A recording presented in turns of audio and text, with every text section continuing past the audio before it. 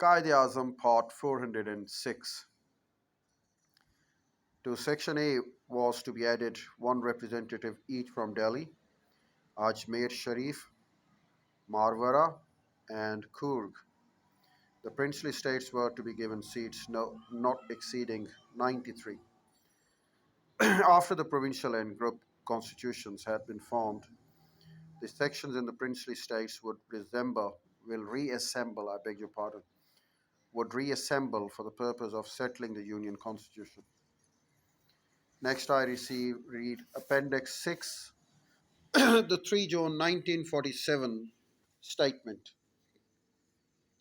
On June 3, 1947, Lord Mountbatten announced the final settlement of the British government, which contained the plan of the partition of India and the transfer of power to the dominions of India and Pakistan. The statement said, "It is clear that any constitution framed by the Constituent Assembly cannot apply to those parts of the country which are unwilling to accept it.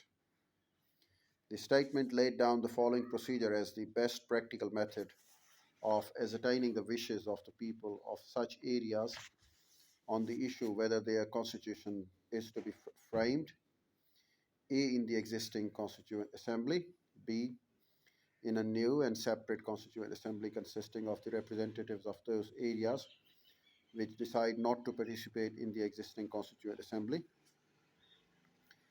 The statement laid down this procedure. The provincial legislature assemblies of Bengal and the Punjab, excluding the European members, will therefore each be asked to meet in two parts, one representing the Muslim majority districts and the other the rest of the province, for the purpose of determining the population of districts in the 1941 census. Figures will be taken as authoritative.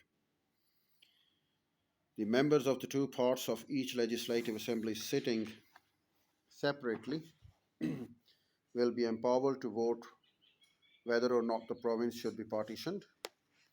If a simple majority of either part decides in favor of partition, division will take place and the arrangements will be made accordingly. Before the question as to the partition is decided, it is desirable that the representative of each part should know in advance which Constituent Assembly the province as a whole would join in the event of the two parts subsequently deciding to remain united. Therefore, if any member of either legislative assembly so demands, there shall be held a meeting of all members of the legislative assembly other than the Europeans, at which a decision will be taken on the issue as to which constituent assembly the province as a whole would join if it were decided by the two parts to remain united. In the event of partition being decided upon, each part of the legislative assembly will, on behalf of the areas they represent, decide which constituent assembly to join. The Legislative Assembly of Sindh, excluding Europeans, would take its own decision, but since Sindh has no Hindu majority districts, it would not meet in parts. In regard to Northwest Frontier Province, the statement provided for a referendum to be made to the electors of the Legislative Assembly to choose between the existing Constituent Assembly and a new separate Constituent Assembly. A similar referendum was provided for the Sylhet districts, which was the only Muslim majority district in the Hindu majority province of Assam. The Constituent Assembly, a similar referendum was provided for the Sylhet district, which was the only Muslim majority district in the Hindu majority province of Assam, having a common border with East Pakistan. Within a few days of the announcement of the plan, Working Committee of the Congress and the League formally accepted it.